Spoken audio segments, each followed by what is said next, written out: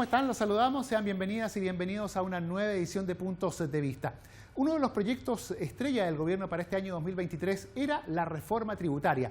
La iniciativa fue inesperadamente rechazada por la sala de la Cámara de Diputadas y Diputados. Vamos a conversar acerca de ello con los diputados Agustín Romero y Jaime Naranjo. Pero antes vamos a revisar todos los antecedentes en la siguiente nota.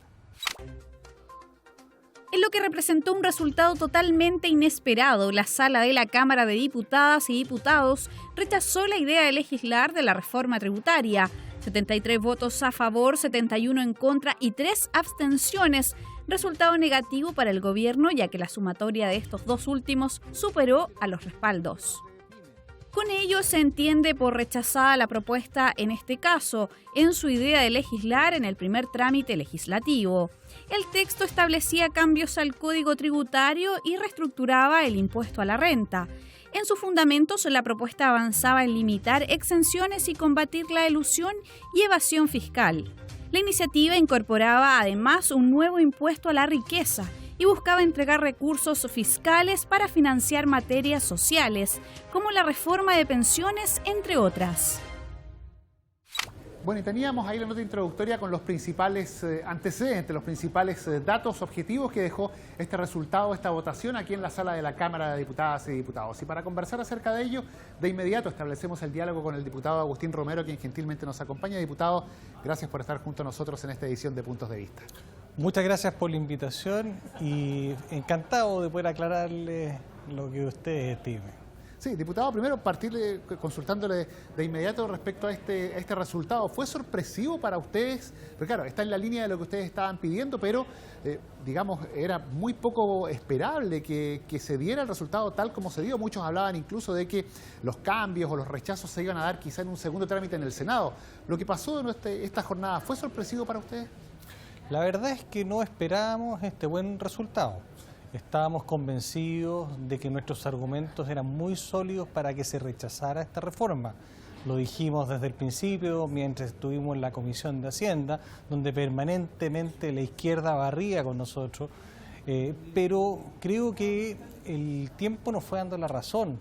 Los argumentos nuestros fueron argumentos que, en definitiva, creo que convencieron a gran parte de los sectores de centro izquierda democrático, que entendieron que en esta reforma octubrista, refundacional, se estaba jugando también el modelo de desarrollo para Chile.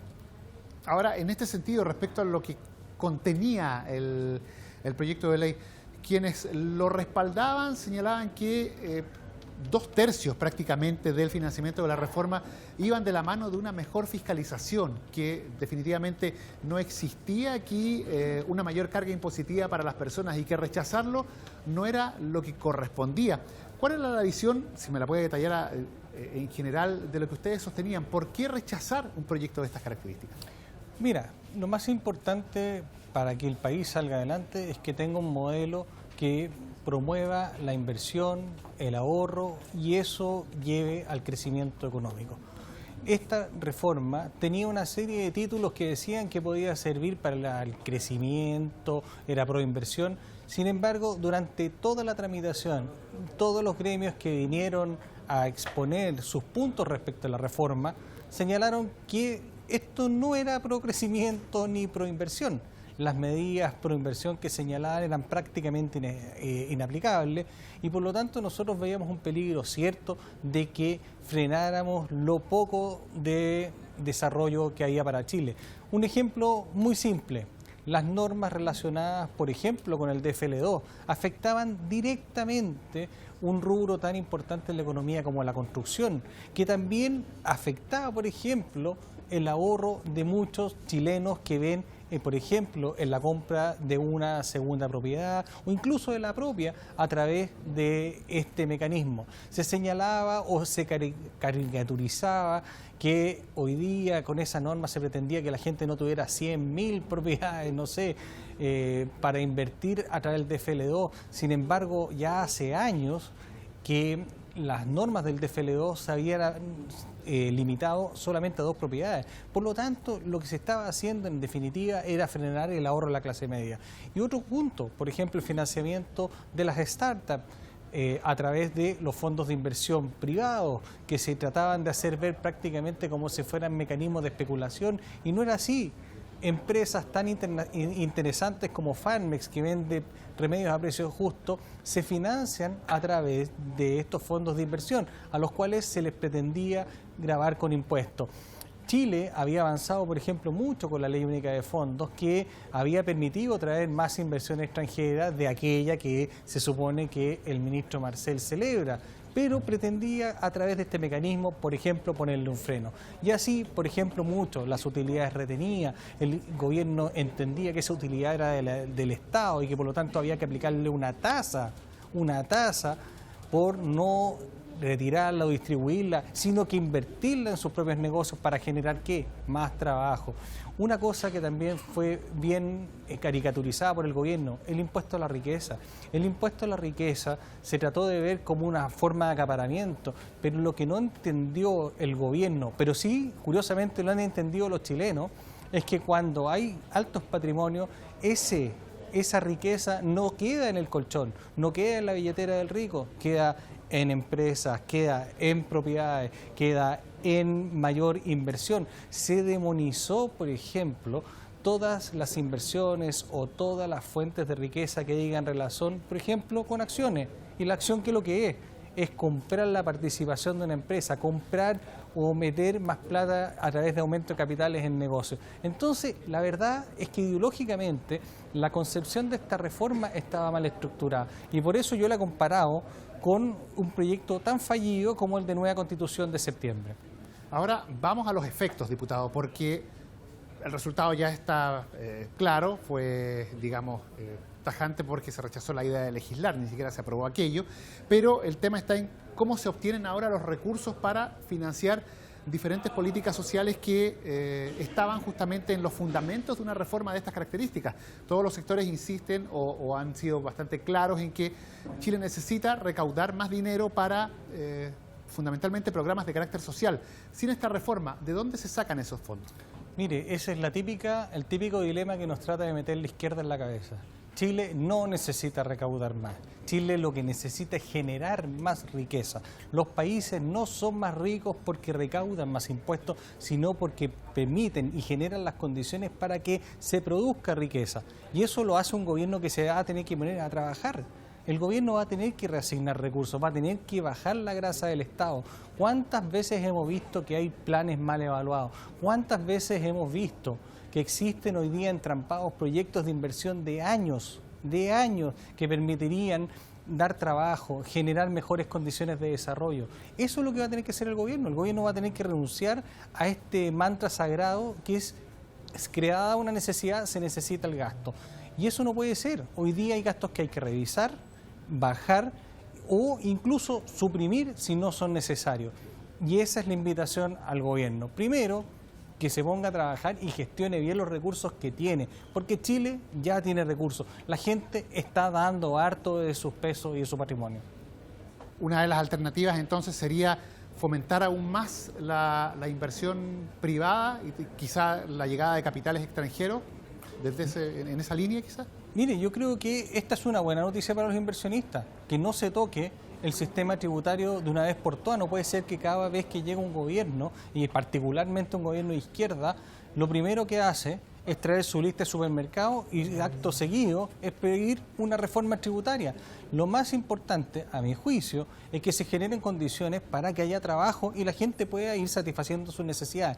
El Estado debe ser responsable, debe demostrar su capacidad de gestión y por lo tanto yo le invito al gobierno a que haga esa pega. Esa pega es latera, porque evidentemente que implica revisar cosas, va a tener que quedar mal con alguien, con algún operador político o algo que no va a querer moverse. Pero lo más fácil es siempre decir, oye, ¿sabéis qué? Yo necesito más plata para acá. Pero ¿alguien revisa la plata que se está gastando? Si cada uno de esos pesos le llega a la gente. Si bien es cierto, hay cifras que dicen que Chile tiene un buen ratio en cuanto a la utilización de los fondos públicos, no es menor decir que hay más o menos 5.000 millones de dólares que quedan en este sedazo del Estado, en este gasto público. 5.000 millones de dólares es mucha plata y lo que nosotros necesitamos es que sea más eficiente. Otra cosa, los chilenos no ven que los servicios del Estado sean mejores. Yo le pregunto a las personas que tienen que recibir salud, que reciben educación, que tienen que ir a un organismo público y no los atienden porque la mayoría de las personas están con teletrabajo. Yo le pregunto si la gente está dispuesta a premiar más encima a ese mal servicio, porque no existe ningún incentivo hoy para que esos servicios mejoren. Nosotros le subimos el sueldo a los funcionarios públicos en un 12% a cambio de nada. A cambio de nada, y eso no puede ser, mientras que los trabajadores del sector privado están perdiendo sus trabajos, se están cerrando empresas, incluso se está optando por nueva tecnología para reemplazar personas. Entonces yo digo, ¿el gobierno está analizando ese fenómeno o simplemente pretende meterle nuevamente la mano al bolsillo de los chilenos? Y una cosa importante, los impuestos siempre los terminan pagando los más pobres, porque al rico, cuando le sube los impuestos a su empresa, lo traslada a precio, es un costo más. Y en otro caso, si no tiene empresa, la plata la saca y la invierte en un país donde puede generar trabajo y riqueza. Y eso es lo que nosotros no queremos. Nosotros queremos que la plata se quede en Chile. Mire, hoy día casi ninguna startup tiene domicilio en Chile. ¿Y eso por qué será? ¿Porque este país le da confianza? Sí, para ir cerrando, diputado, porque ya nos pilló el tiempo, ¿el gobierno no debe insistir en el Senado? Yo creo que el gobierno, si no modifica su conducta, que aparentemente no tiene ningún interés en recapacitar y decir que no tiene mayoría, que el país no quiere reformas refundacionales, le va a ir mal. Y no solamente va a ir mal con este proyecto, que era muy importante, le va a ir mal con la reforma previsional, que va en la misma línea que los chilenos le han dicho al gobierno que no quieren que les toque su ahorro. Y no solamente eso, que no se los administre el Estado, que no se los administren los políticos. Entonces, o el gobierno escucha a la ciudadanía, escucha a la oposición y construimos entre todos, o si el gobierno prefiere insistir y pasarnos máquinas, como lo hizo en la Comisión de Hacienda, que ustedes pueden ver las imágenes de las sesiones, cómo se reían en el fondo de mí, que yo voté prácticamente todo en contra, y de los diputados de oposición, que finalmente sí, fuimos los que hicimos la pega, fuimos los que fuimos a la comisión, escuchamos a los expositores, y que finalmente nosotros nos mantuvimos firmes porque creíamos que esto era malo para Chile. Bueno, finalmente se convencieron muchos diputados en la sala y pasó lo que pasó solamente por esa tosudez contumaz del gobierno. Perfecto, diputado Agustín Romero, le agradecemos el haber conversado hoy con nosotros en esta edición de Puntos de Vista. Muchas gracias a ustedes. La conversación, el diálogo aquí en Puntos de Vista con este proyecto tan importante como es la reforma tributaria y este sorpresivo rechazo de esta iniciativa por parte de la Sala de la Cámara de Diputadas y Diputados. Seguimos revisando este tema.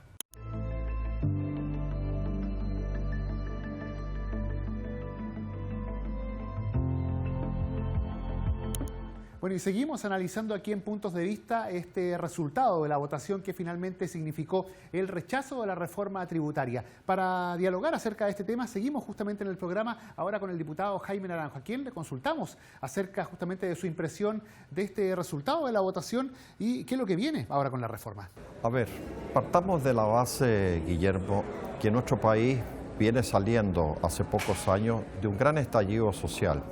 Estallido social que tiene diversas explicaciones, pero una de las fundamentales es la injusticia social que se vive en la sociedad chilena. Para abordar la injusticia social hay dos miradas, muy respetables y legítimas. Unos creen que la injusticia social se puede resolver solo con el crecimiento, y el chorreo del crecimiento va a generar oportunidades y posibilidades para que la gente pueda salir de su situación de pobreza o desigualdad. Habemos otros que creemos que con el crecimiento no basta. Y la experiencia de nuestro propio país durante tantos últimos años, que el crecimiento ha ayudado, por cierto que sí, pero no para resolver las desigualdades en la necesidad y el apuro que se requiere. Y para eso, algunos creemos, y nos parece muy legítimo nuestro planteamiento, que se requieren otro tipo de mecanismos y reformas. Y dentro de aquellas está, por cierto, una reforma tributaria. Y por eso que el gobierno del presidente Boric plantea esta reforma tributaria principalmente para responder a la injusticia social y a las demandas sociales. ¿En qué puntos y en qué materia? En materia de pensiones, se necesita más plata para mejorar las pensiones. Para resolver el déficit habitacional, faltan 650.000 viviendas en el país. Para poder enfrentarlo, se requiere más plata. Para abordar el tema de la salud, todos somos conscientes de los reclamos, en la falta de especialistas, en el retraso en las operaciones. Para agilizar aquello se requiere más plata y para abordar los temas de educación, principalmente en materia de infraestructura y calidad de la educación. Todas esas cosas que son demandas que todos reconocemos, sea de derecha, de izquierda, de centro, que tiene el país, para poderlas resolver con los recursos que tiene hoy día el Estado no le alcanza. Por consiguiente necesita recursos frescos, nuevos. Y para eso que el gobierno del presidente Boric ha planteado esta reforma tributaria. Ahora, en ese sentido, diputado, siempre, concuerdo plenamente con lo que usted dice, siempre se señala que hay aspectos que son deficitarios y respecto de los cuales se necesita generar los recursos para poder financiarlos. El tema es que ¿de dónde se obtienen esos dineros? Por ejemplo, esta reforma tributaria habla de una modificación al sistema de la recaudación, también establece una especie de impuesto a las grandes fortunas, entre otros de los aspectos principales. Pero no se han logrado los consensos necesarios, al parecer, todavía en el debate para poder avanzar en esas líneas. Porque, Guillermo, le reitero, hay sectores políticos y empresariales, y no solamente en Chile, sino en diversos países, que se oponen a cualquier tipo de reforma tributaria y a cualquier tipo de mecanismo que fiscalice con mejor forma la recaudación. ¿Y qué es lo que ocurre hoy en día en Chile? Esta reforma tributaria que está planteado, y es bueno que la gente los tenga presente, 2/3 de la recaudación no es por tributo, es solo por mejorar los mecanismos para evitar la elusión y la evasión. Es decir, para perseguir a aquellas chilenas y chilenos que están al margen de la ley, que están en una situación ilegal en materia tributaria. Nadie podría oponerse que a aquellos que no cumplen la ley se le dote al Estado de nuevos mecanismos, de nuevos instrumentos para perseguirlo. Pues bien, 2/3 de lo que se va a recaudar vienen a través de aquello. Y solo 1/3 tiene que ver con materias tributarias propiamente tal. Materias tributarias, para ser bien preciso, cuyo eje central tiene que ver con el impuesto al patrimonio. ¿Y a quiénes se les va a afectar al impuesto al patrimonio? A 6.000 familias chilenas que están plenamente identificadas por el impuesto interno. Es decir, 19 millones de chilenos no van a ser afectados por esta reforma tributaria. Es decir, esta reforma tributaria busca justicia tributaria, que los que tengan más puedan contribuir para que los que tienen menos puedan vivir mejor. Es lo que se llama solidaridad. Y nuestro país, dada la situación de injusticia social que tiene, necesita, si queremos vivir en paz, porque la gente reclama que ha aumentado la delincuencia, el narcotráfico. Cuando aumenta la delincuencia y el narcotráfico, son señales muy potentes que en la sociedad hay injusticia social, porque la gente busca otros mecanismos para generar ingresos para poder sobrevivir. Entonces, si Chile quiere paz social, tiene que invertir en paz social. ¿Y cómo se invierte en paz social? Resolviendo las demandas sociales que la gente tiene. Y para poderlas responder y satisfacer, el Estado necesita plata fresca para poder inyectar y resolver esos problemas. Y por eso que no solamente en Chile, en todos los países del mundo, cuando tienen problemas de desigualdad, lo que se hace son reformas tributarias. Fíjese usted que cuando vino la crisis de la pandemia, universalmente, los empresarios escandinavos de Noruega, de Finlandia, de Suecia, de Dinamarca, sin que el Estado lo sugiriera, ellos mismos propusieron aumentar sus impuestos para resolver la crisis sanitaria. ¿Qué me gustaría a mí?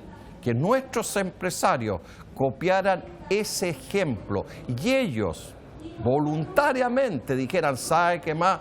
Hay tantos problemas sociales en Chile, hay tantas injusticias sociales en Chile que nosotros le pedimos al gobierno y vamos a colaborar para resolverlo y que se nos suban los impuestos. ¿Y qué es lo que escuchamos del mundo empresarial?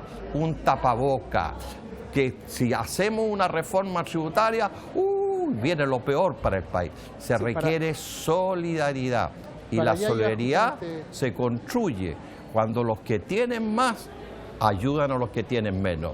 Y por eso es que esta reforma tributaria es tan fundamental en nuestro país, para resolver las demandas sociales.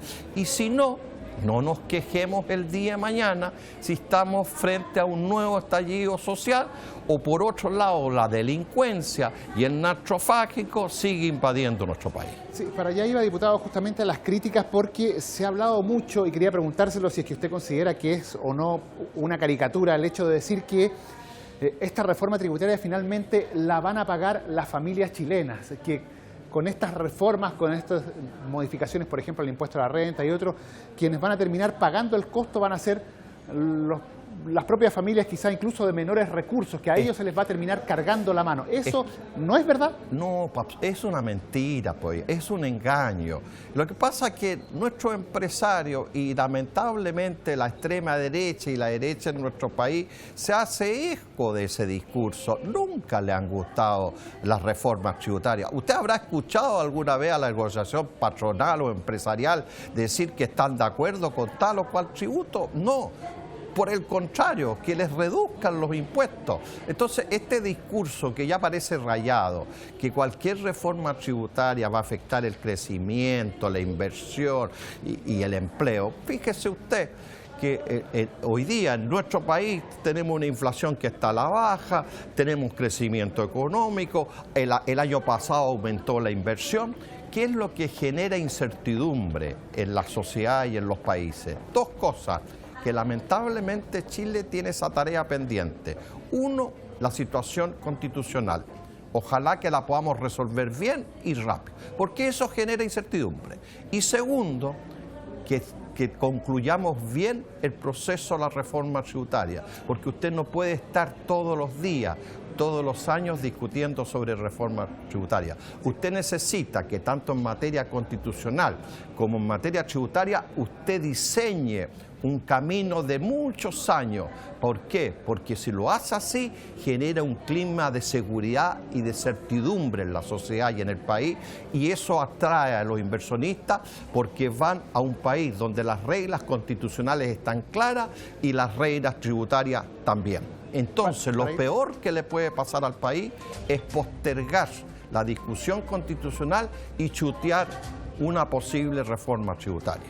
Perfecto, muchas gracias, diputado, por esta conversación respecto a este tema tan importante como es la reforma tributaria. Nosotros, de esta forma, llegamos al final de la presente edición de Puntos de Vista. Los dejamos invitados, obviamente, a que continúe en sintonía de Cámara de Diputados y Diputadas Televisión.